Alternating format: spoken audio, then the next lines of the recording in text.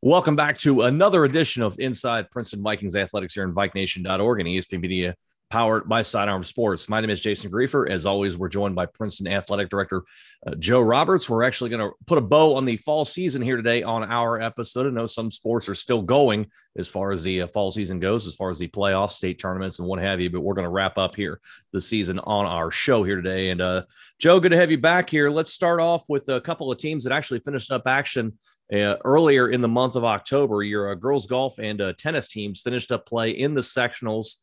Unfortunately, we're not able to make it on the districts, but nevertheless, always interesting seasons they are in the GMC, particularly with girls golf and tennis. So I'm just curious, now that we've had a little bit of time since the actual grind of the season has come to a halt here, I'm wondering what your conversations have been like with your coaching staffs for both golf and tennis. And how are you feeling about their plans as far as the off-season programs to help us improve going into next fall? Yeah, good morning, Jason. It's great to be on with you today. I'll start with girls golf. I haven't seen Coach Herb yet. He's in the process of wrapping up what we call our end of the season, getting his awards ready for the girls and doing his inventory collection. And when all of that's completed, he and Coach Bruning both are in the same situation. We sit down and we do a preseason goals of what we are trying to accomplish in terms of a sport, in terms of program development. And we just pull those out and we review and see how far we got along, if we accomplished any of those goals, anything that we need to adjust and change. And I think in terms of girls golf, my message hasn't changed. We have got to continue to build numbers in our program. We have got to have more than 4 girls playing golf for us in order to get some consistency. Now, that doesn't take anything away from what those 4 girls did for us this year, because we had a couple that had never swung a club before, and they really picked the game up, and they really, really showed some true grit and some tenacity out there on the course to go and enjoy themselves and find something that they can do for the rest of their lives. This is a lifelong sport for them. And so we just need to capture that. And so, football, an old adage is you like to have 20 players per grade, 9 through 12. If you could do that, that's your 100-man roster, 9 through 12, if you will. In golf, I think it'd be really great to see 4 players per grade, 9 through 12, playing golf for us. And then from there, we're going to continue to push the envelope that these girls, just like our boys team, they need more 18-hole matches. They need more opportunities to be on that course, competing against the type of competition that they're going to see at the end, plus what's in our conference already, in order for us to get that consistency piece. Will we ever climb over that mountain? Someday we will. That's the giant hurdle for us, but we have got to get them to where they have enough confidence in themselves that they can get out there and play just about against anyone. And that's what we're looking for. And hats off to Coach Herb, because he cares so much about our girls and our student athletes and wants them to be successful. And just looking forward to building on that in the off season. Same goes for tennis. I see Coach Bruning pretty consistently, but we all know, because we've talked about it all year, what we face in a league. When you talk about the Masons and the Sycamores and the Easts and the Wests and the Fairfields and the Hamiltons and Middletowns, right on down the line, Oak Hills, and what we see in our league is what we see in the sectional and what we see in the district. I think Coach Bruning does an unbelievable job of a balanced schedule, if you will. In other words, we see enough competition to put our girls in position to be very successful, but also set us up to be able to take on a Mason and at least give it a battle for the beginning. Now, what we need to do is figure out how to really come back in there and go over top of it. And we had an opportunity this year to induct our 2003 boys state champion tennis team. And listening to those guys when they came back to our Hall of Fame dinner and the coaches, it was all about being on the courts and playing. And they spent a lot of time over at Queen City in the off season hitting balls. And that's what we've got to do for both our boys and girls tennis program. They got to get across the street to that wonderful indoor facility. They're great neighbors and partners of ours, but they just have got to start hitting tennis balls and being ready to go, because before you know it, it's going to be August again. Good thing is, though, is it sounds like we've got solid plans in place for these programs and to help build those numbers up. And especially, I think, cool going forward with the girls golf team that you mentioned, a couple of players that never played before. I think that could be potentially a nice recruiting tool going forward to show other young ladies that, hey, we have a couple here that stepped in right away, unfamiliar to the game, and they were able to pick it up pretty quickly. And so it could be something that somebody else could maybe take an interest in as well. So we'll keep an eye on that as we go forward and see what happens there. Let's move on. Let's talk about your cross country team. Of course, they just were running this past weekend out at a VOA in the districts, and saw a lot of new PRs coming in for your runners. And as you're winding down the season, that's really about as much as you could ask for at this point. And again, we talk about the competition within the league. It's just as strong in cross country as it is with golf and tennis and what have you. So I'm curious there what you made of when you saw the times coming in for your runners and seeing all these PRs, and what that means as far as progress within the program. Well, I'm going to start with the girls. And of course, we had 4 runners compete at the districts, and what is just an abundantly deep field of Division I runners in cross country. And hats off to Rich Bryant and the staff at Lakota East for doing such a wonderful job of managing that district championship for us, just like he and his team do for the GMC championship. And what an ideal location at Voice of America Park. That's one of the finest cross-country courses that you could probably put out there, certainly within our area. And that's nothing to what we got to go through when you get to the region at Troy. But, we'll start there and, looking at what junior Melanie Kessler did with a 2046.1 coming in 36th, but 2045.1 came in 35th place. So, it's just the fraction of seconds that really determine where you fall in that line. And again, we've got a lot of great foundation and building blocks. We've got to increase our numbers in our girls program. I think what's happening down at our 7th and 8th grade level is preparing us for that. Coach Campbell and Coach Cobb sent our JV runners on Saturday over to a JV championship race over in Loveland. Great statement, great opportunity for kids to get some times and get some more on the field experience and get some conditioning going as we lead into this winter season, as we lead into the off season. So really proud of where the girls are right now. And again, it's that broken record or that repetitive record for us. We have got to just continue to build numbers and try to build the program, because you can win in a pack and you can compete in a pack. And if you can get those numbers up a little bit, I think we'll start to see some better results as we go through. But the future is definitely bright for us in girls cross country. And then likewise on the boys, finishing 9th, if I remember correctly, where they were, but senior Jack Best running a 17:29.3, finishing in 34th. He ran a tremendous race Saturday. I did not have an opportunity to get there, but I had a couple of people send me a text and just really said that everyone kind of stepped up with one another and ran a pace and set some really great building blocks for us moving forward. So really looking forward to what Coach Cobb will do with them as we move into this offseason and getting us ready for next year. So we're excited about that. I can see there's some momentum that's happening in our cross-country program, and we just want to capture that and build it. And it really does come down with numbers. That's the best thing you can ask for going into the offseason, and particularly in a sport like cross country, where you're not necessarily going against your fellow man or woman, you're going against the clock. And so, the best thing you can do is continue to build and lower those times. As you said, a number of PRs out of Voice of America. That's certainly a good way to cap off the season. Let's switch gears and let's move on to the pitch, and let's talk about your soccer teams. We'll start with the boys first. And the season comes to an end in the first round of the postseason as you drew Sycamore for the second time in 5 days. And unfortunately, they beat you both times. The second one, 5-1. So we finished the season with a record of 6-8-3 and wind up losing 5 of our last 6 to close out the season. I'm wondering, given that the majority of that was in league play, if you felt maybe just the grind of the GMC schedule night in and night out maybe started to have an effect on the team as the year came to a close. Oh, I really think it did, Jason. I think that we're battle tested and we were battle worn out.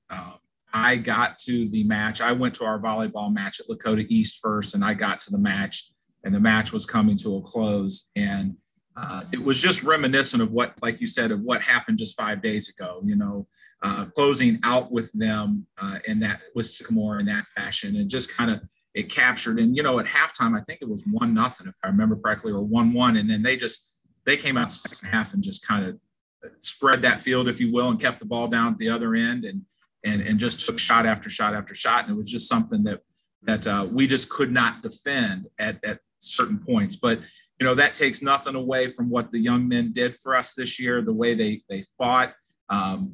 Our schedule does not lean toward a soft side, if you will. We do go out and it's a pretty juggernaut of a schedule for the entire season. So you're right. You think about it. We lost 5 of the last 6 to finish 6-8-1.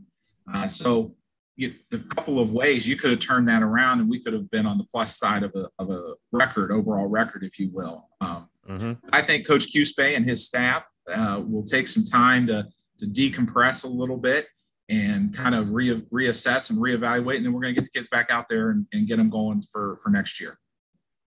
I'm also wondering here with boys soccer, you're seeing your time with Cole Walker as your leader coming to an end. And he had to do it all this year, not only playing in goal, he was also scoring for you offensively. He scored the lone goal against Sycamore here. He wound up scoring 5 goals on the year and finishes his career as your keeper with almost 250 saves at a save percentage of nearly 75%. I'm wondering, as you reflect back on the career that Cole has had in your boys soccer team, your just general thoughts about what he has brought over the last handful of years. He's brought some laughter. He is just a wonderful young man. He is a tenacious competitor. But I just smile every time I see Cole, whether he's walking on the soccer pitch or whether he's putting a helmet on to kick in football. He is just one of those kids that, and I bet somebody will tell me that I'm wrong in this, but he is so quiet and inside he just kind of keeps things together. But when he comes out, he just brings some smiles to my face and some laughter to watch him, because he wants to beat you every single night in everything he does, but he does it in such a nice way. He is a silent attacker. And so he has done a remarkable job of setting a foundation for us, both in soccer and in the kicking game of football, that we'll need, and we'll look back a few years from now and remember the tone that our captain led us and the foundation he laid for us. And what a career he wound up having as your keeper for the soccer team. As you said, still has work to do as the kicker for your football team. We'll talk about that here in a little bit, but nevertheless, a very, very fine career he had. And as we said, this year, he was literally doing everything needed to try to help the team win. It was a major factor in the team's success. Let's switch gears. Let's talk about the girls soccer team. And boy, we've documented here on the podcast this season, if the girls didn't have bad luck, they'd have no luck with the way the year has gone. And of course, the schedule is what it is. We don't want to schedule soft. We always schedule tough. And wind up getting taken out in the second round of the playoffs by Mount Notre Dame. But I don't want to focus on that. I actually want to focus back on the fact that you were able to get that opening round win over Wilmington. We go into the playoffs, really, really struggling and trying to find a way to come together. And they wound up doing it and wound up beating Wilmington 1-0 in the first round. And only so few teams get out of the first round, and your team was able to do it. So I'm just wondering, from that perspective, in a year where not very much went right for the team, how happy were you to see them gut out that win, and how much can that be a springboard going into next year? I think that Jason may really be what we needed in order for there to be a bright spot in what seemed to be a very long, tough season. Injury plagued, numbers plagued, decimated there, just going through what you just said, just going through the gauntlet in terms of soccer scheduling. And we went out, and I had a chance to talk to Troy Deals, the athletic director at Wilmington, that night. We were standing along the fence during the second half watching, and both of us said the same thing. We're a pretty evenly matched team in terms of not only skill set, but physicality and from a numbers perspective. And so we'd like to try to pick them up next year in the regular season for a match, trying to build on that momentum a little bit, if you will. But our girls got out real early and scored, and that just kind of carried them, and you could see it. And I stood by them during halftime when they were having their pregame prep, and you could hear them. They had a little bit of moxie and mojo about them that, hey, listen, we're up.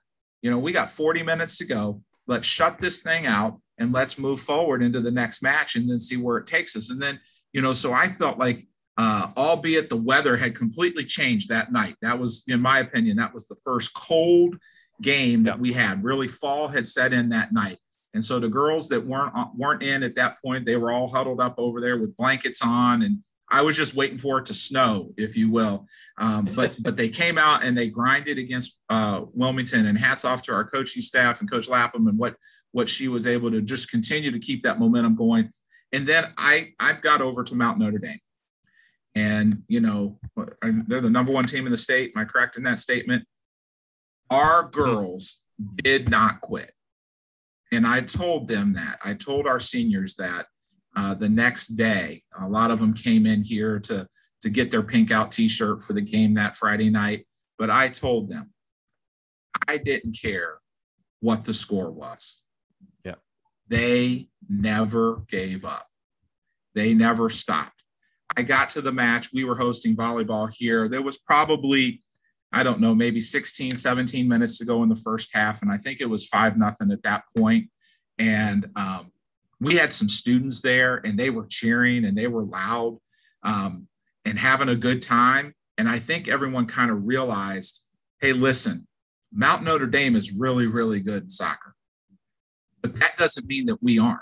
So let's go and play, and let's go and just lay it out there. And, Riley Meyer, her eyes, when I stood down toward the concession stand end of their stadium and in a corner over there, and Riley Meyer, she just looked like she was ready just to attack and just kept it going the entire time. And that was what our entire team was doing. So I take nothing away from that.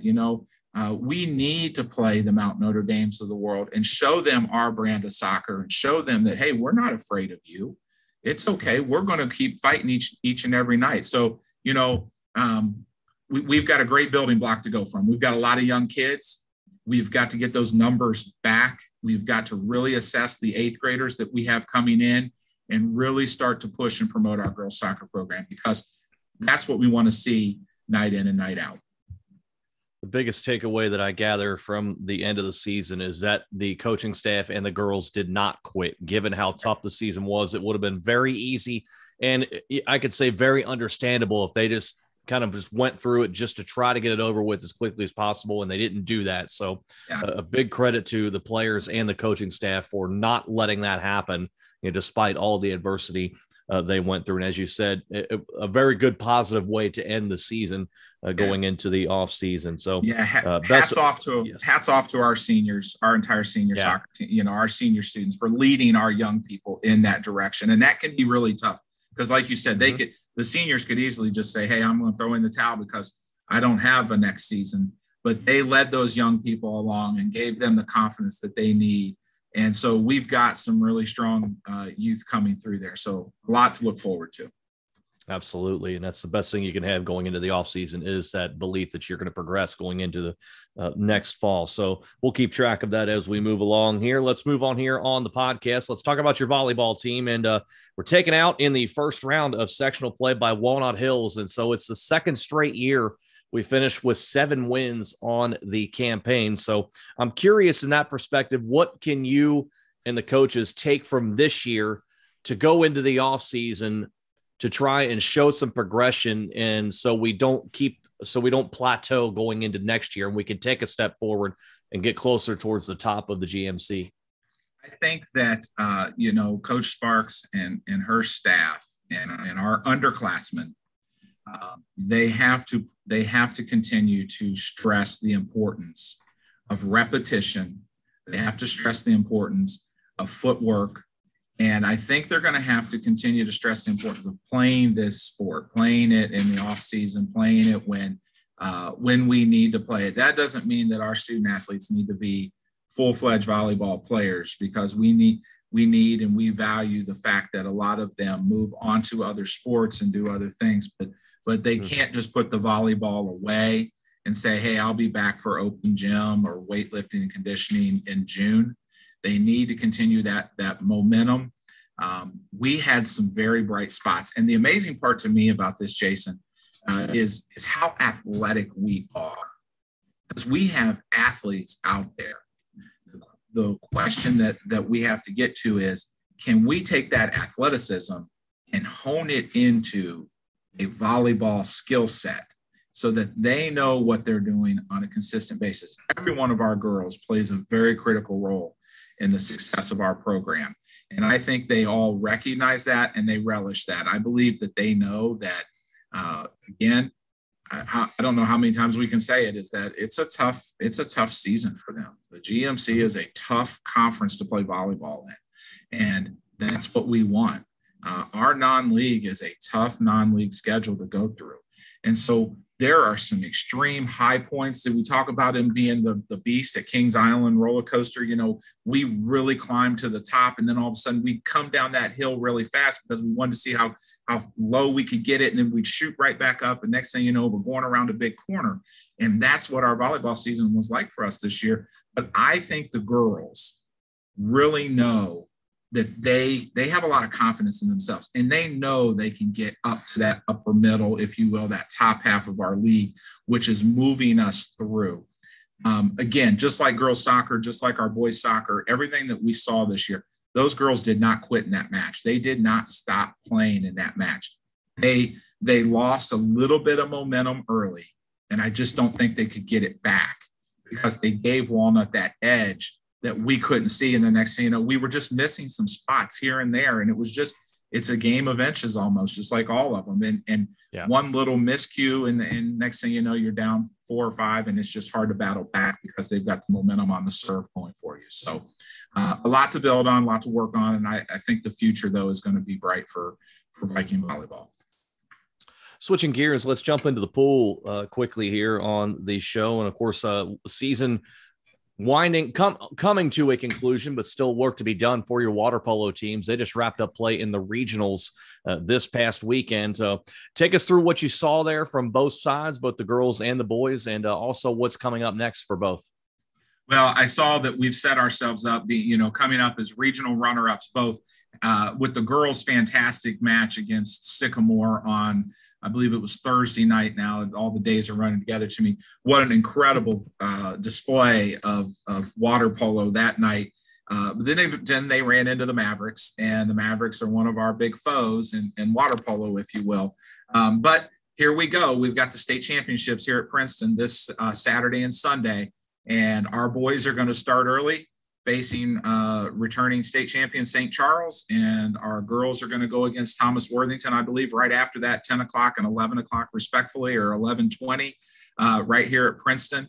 And the fact that we are able to showcase and not only host the South Regional event for our kids, but then to turn around and host the state championships here, I think that gives us a pretty good advantage because they get to stay in their own bed. They get to eat properly. They get to get themselves hydrated. They get to get, they don't have to worry about jumping on a bus and driving somewhere or getting up really early because, our matches are 10 o'clock and 11 o'clock. So they'll be able to rest and recover and get after it a little bit. And I think it's going to be 2 great days of water polo.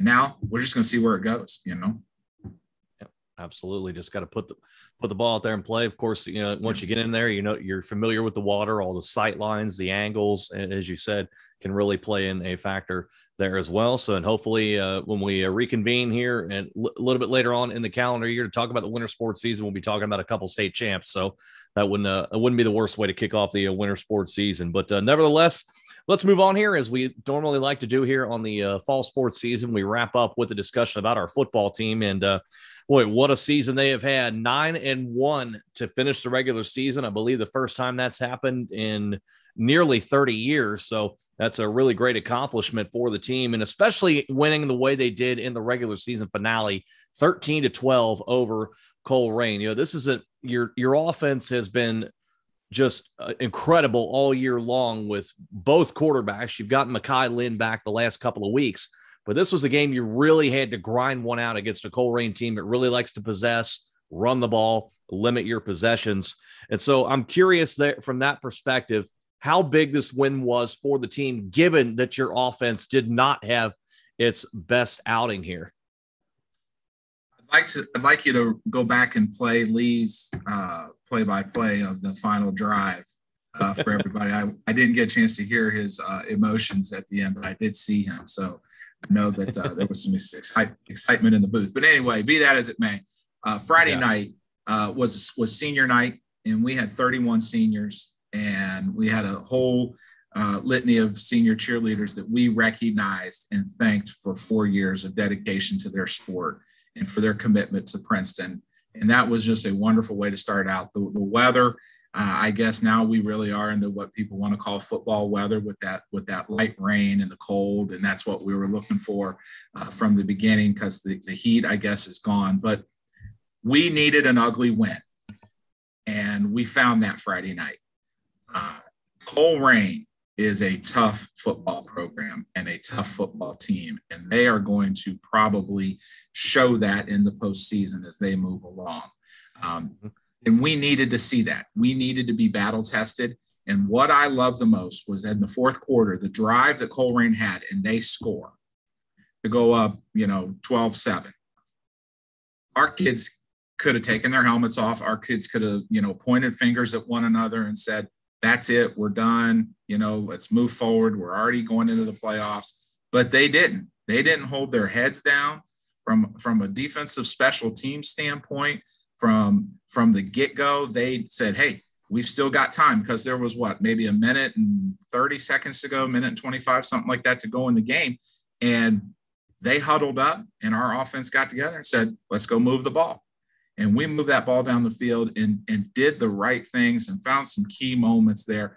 Early on, we dropped some passes that, were certainly catchable, but wet ball, conditions, what have you, just what have you. But then at the end, with Mackay connecting with Rodney with two big passes to move that ball and then to get us into the open field to where we needed to be, to push it all the way down and drive and score. Just tremendous tenacity and effort out of our student athletes and our team. And then to turn right back around and do what we had to do, not only on defense, but on the kicking game, with Cole putting it in the right spots. We get the penalty on the first kickoff, so they move us back, which actually helped us a little bit, if you will, because we were able to put a little bit deeper on that straight line drive. And he knew where to put that ball, and our defense knew where to key in on it. So we needed that ugly win, if you will, in order for us to build and learn from it. Because I heard the coaches afterwards in the locker room, there's some things that we still have to work on. We're still playing football, and we've got to have some fundamental restarts, if you will.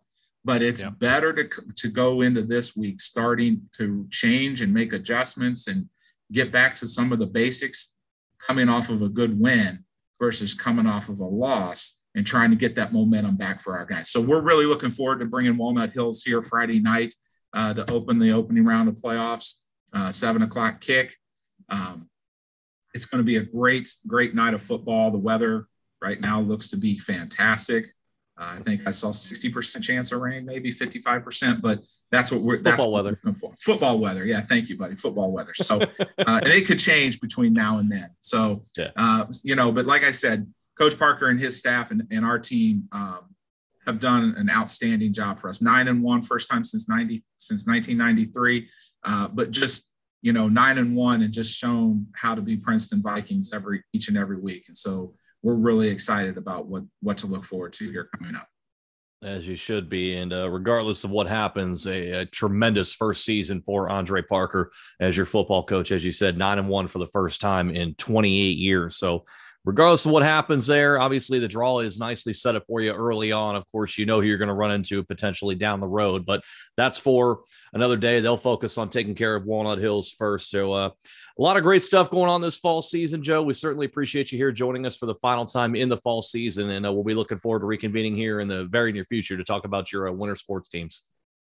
Absolutely, Jason. Thank you. It's been a great fall, and we'll connect again soon. Thank you guys so much for supporting the Princeton Vikings and what you do for us. Glad to provide the opportunity to showcase some of your tremendous student athletes here. That is Princeton Athletic Director Joe Roberts joining us for the fall sports season finale of Inside Princeton Vikings Athletics here on VikeNation.org and ESPN Media, powered by Sidearm Sports.